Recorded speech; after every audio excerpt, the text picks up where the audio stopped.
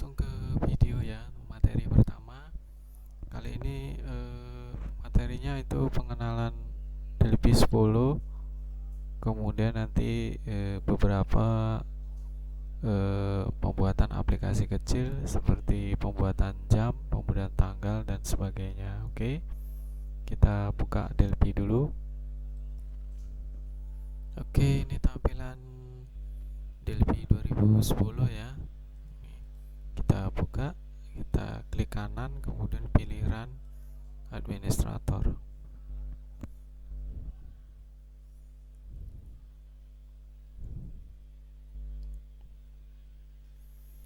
Nah, ini untuk tampilan Delphi 2010. Ini juga sudah berbasis internet, juga sudah bisa digunakan untuk berbasis online. Nah, sebelum kita mulai ke materi, sedikit saja untuk pertemuan pertama ini kita perkenalan dulu. Di sini ada struktur ya. Kemudian di sebelah kiri ada Object Inspector, kemudian ada Project Manager, dan di bawahnya itu bawah Project Manager itu ada Data Explorer dan Project Manajernya ya. Jadi nanti kalau kita sudah ambil form di sini, maka baru aktif fungsi daripada komponen ini.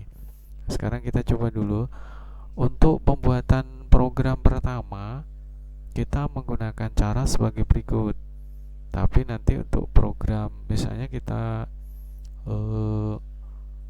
membuat program tetapi tidak selesai, kemudian kita lanjutkan besok lagi, itu caranya sudah beda lagi ya. Jadi untuk yang pertama kali, kita buka file, kemudian new, kemudian VCL form application Delphi. Jadi kita klik ini. Kemudian untuk membuat form, misalnya form kedua, itu kita pilih form Delphi. Jadi untuk yang pertama kita klik VCL form application. Oke, kita klik. Nah, ini tampilannya. Ini bisa kita lebarkan sesuai dengan kebutuhan. Ini halaman ini juga bisa kita kecilkan kalau memang terlalu lebar atau mengganggu ya. Oke, ini untuk tampilan awalnya. Yang pertama, kita sebelum membuat aplikasi, kita buat media penyimpanan dulu, kita buat folder dulu ya, supaya setiap kita selesai melakukan pekerjaan dalam pembuatan program, kita simpan. Oke, kita buat folder dulu. Di sini semester 4, kita buat folder dulu. Status aplikasi itu satu folder, jadi tidak bisa dicampur-campur dengan aplikasi yang lain. Kita coba pertemuan ke-1 ya. Oke, pertemuan ke-1. Nah, nanti di sini akan kita simpan projectnya. Oke, kita kembali ke Delphi lagi. Nah, kita simpan dulu. File, save as, kemudian kita arahkan ke Delphi folder yang kita buat tadi. Nah, di sini ada unit 1. Unit 1 ini adalah form 1 ya, di sini ya. Di sini form 1. Nah, ini kita ubah menjadi menu. Kita ubah menjadi menu. Oke, kemudian kita simpan. Save tipenya jangan diubah, dia tetap unit. Kita simpan. Kemudian nanti satu lagi yang belum kita simpan, yaitu project. Karena komponen ini kita belum buat, jadi belum muncul projectnya. Nanti kalau kita sudah buat komponen, baru untuk menyimpan kedua, nanti dia akan muncul project ya. Oke, kita mulai saja untuk penjelasannya. Yang pertama adalah di sini ada form 1. Form 1 di sini kita ubah captionnya. Ini di sebelah kiri kita cari captionnya. Nah di sini kita ubah menjadi misalnya pertemuan ke-1. Nah di sini untuk captionnya dia berubah, tetapi untuk form di sini name-nya ini tidak boleh diubah formnya ini ya. Jadi biarkan saja form 1. Jadi captionnya yang kita ubah. Kemudian kita ubah warna backgroundnya, karena standarnya memang white ya, putih. Kita ubah misalnya menjadi green ya. Kita ubah sesuai dengan keinginan. Selanjutnya kita akan coba buat satu tombol ya. Kita buat tombol keluar. Di sini kita di sebelah kanan di di project manager. Di sini kita mencari menu standar. Di sini ya kita klik. Ini di plusnya ini. Ini menu standar, kita klik. Kemudian kita pilih button, T button.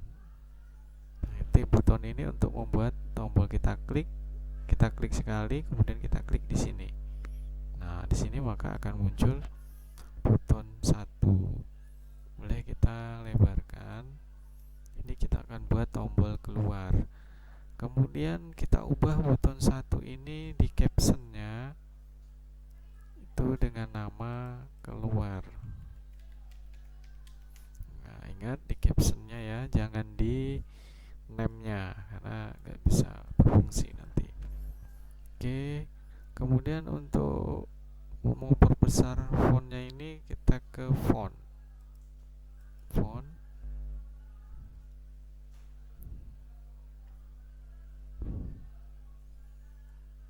Kemudian kita ubah ukurannya sesuai dengan keinginan saja. Nah, ini akan makin besar. Nah, ini tombol keluar. Terus kita akan kasih coding di tombol keluar ya. Untuk memberi codingnya kita cukup klik 2 kali tombol keluar ini. Oke, klik 2 kali tombol keluar. Kemudian kita isikan codingnya. Codingnya itu ada beberapa cara. Coding dengan klik langsung keluar, atau coding dengan klik dia ada notifikasi atau peringatan ya. Kita akan coba saat coding pertama dulu dengan klik langsung keluar. Jadi codingnya dia close titik koma. Boleh huruf besar, boleh huruf kecil ya. Jadi close titik koma. Nah, setelah itu kita kembali ke desain ya. Ini tadi kalau kita klik 2 kali masuknya ke kode di sini. Kemudian kalau kita mau kembali ke form utama, kita klik desain di bawahnya. Nah, desain. Selanjutnya kita akan coba kita running. Bagaimana untuk merunningnya? Di sini ada tombol run ya, atau F9. Tekan F9 di keyboard juga bisa ya. Kita klik run.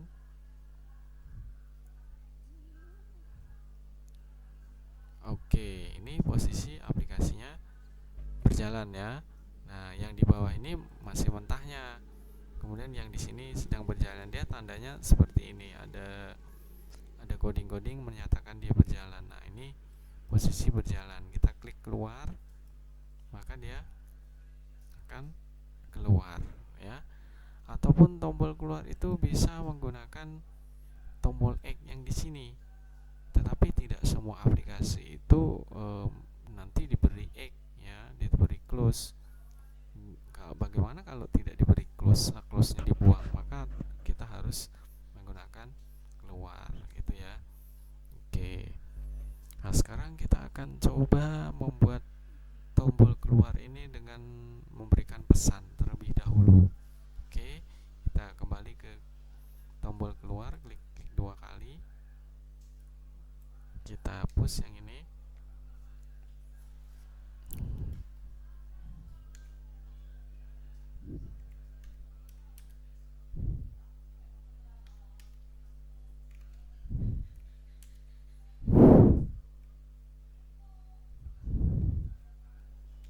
mesh kita ketik. DLP ini sangat mudah sekali ya untuk pembuatan coding. Jadi kalau misalnya kita membuat coding satu kata, itu kita kasih 3 huruf di depannya, kemudian kontrol spasi ya, ini seperti ini. Kita ketik mesh kontrol spasi, maka di sini sudah ada pilihan. Jadi kita tinggal pilih coding apa sih selanjutnya ya. Jadi kita pilih yang nomor 2.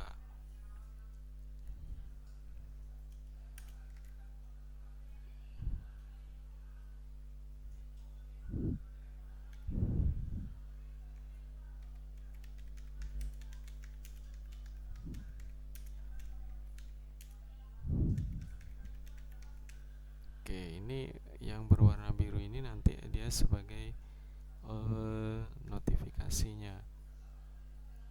Petik 1, kemudian kita beri informasinya, MT kontrol spasi. Informasinya apa? Setelah kita klik tombol keluar itu bentuknya nanti informasi, tanda error, atau perhatian ya. Kita kasih di situ informasi, konfirmasi ya, konfirmasi. Kemudian koma, buka kurung kotak, MB, kita pilih MB OK. Nanti di tombol itu akan muncul OK dan cancel ya. Kita akan membuat tombol ini MB OK atau MB cancel. Jadi nanti ada 2 tombol di samping kanan dan kiri, tombol OK dan tombol cancel ya.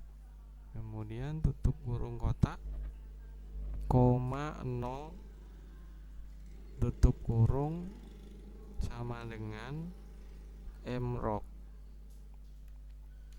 mr kontrol spari, mr OK. Kemudian spasi den ya di sini. Kemudian kita enter begin, kemudian enter, kemudian close ya. Nah, ini jadi sebelum ada coding close, kita akan tutup dulu atau ada pertanyaan dulu.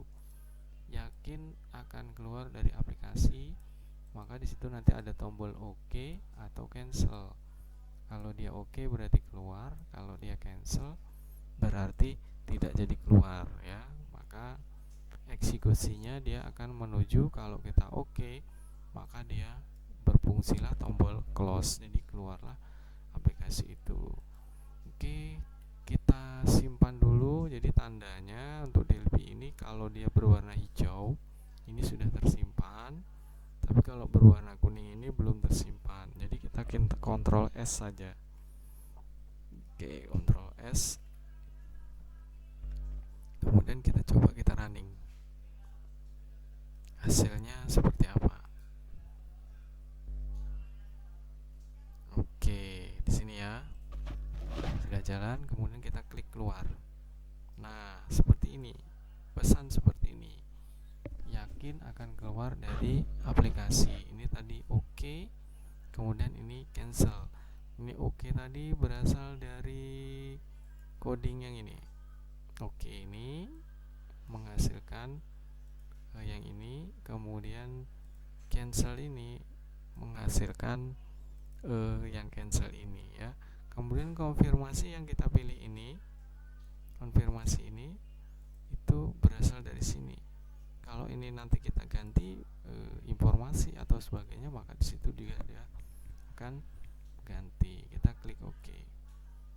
Oke, itu satu coding untuk tombol keluar. Selanjutnya kita akan membuat pengaturannya.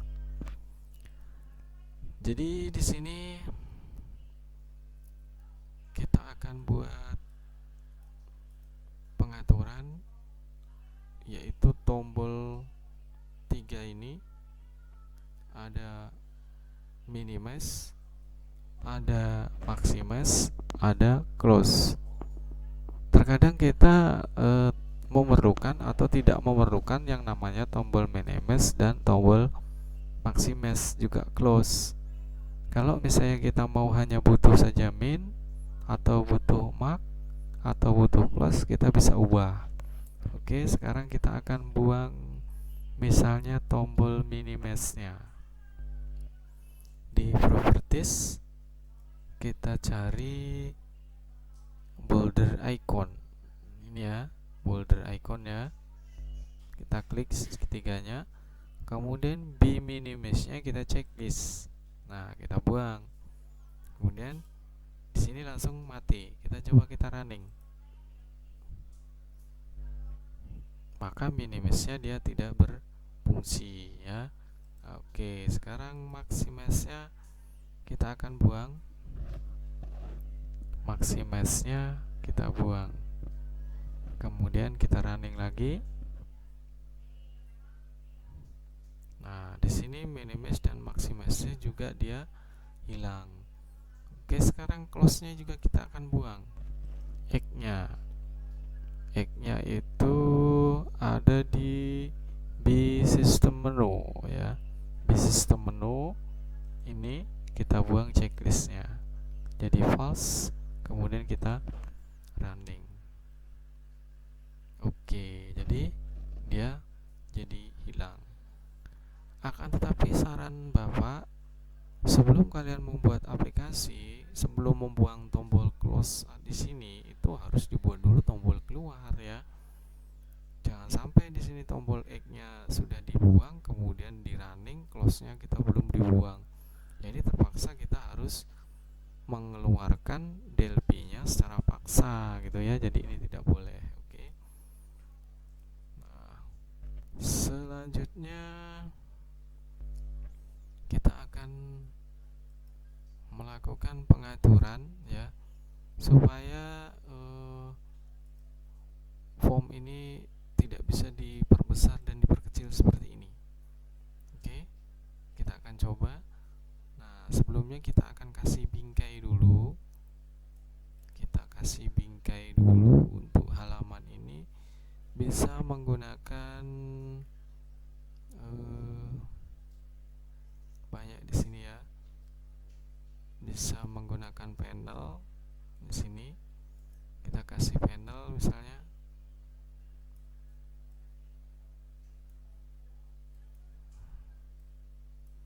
Kita hapus dulu captionnya.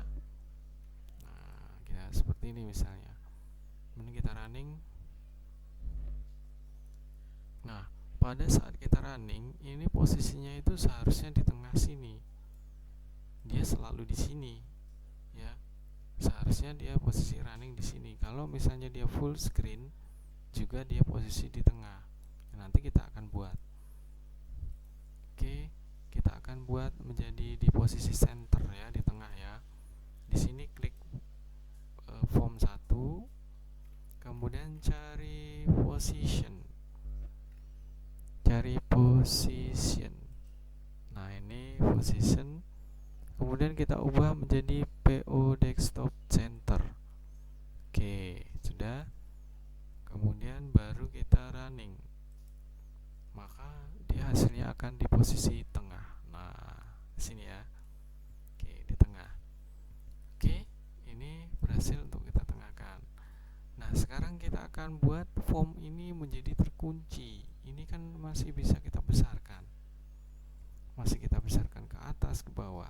Jadi kita akan buat menjadi terkunci dengan ukuran memang ya segini gitu ya.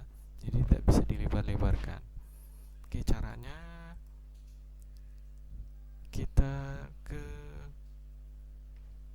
form 1 di sini, kita pilih auto size.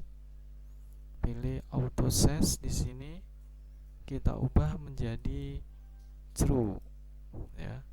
Auto size-nya kita ubah menjadi true. Nah, jadi nanti seperti ini bentuknya.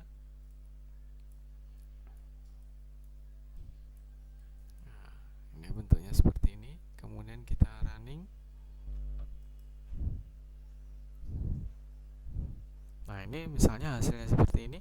ini sudah tidak bisa dilebarkan lagi, ditarik ke bawah lagi sudah bisa karena kita sudah kunci.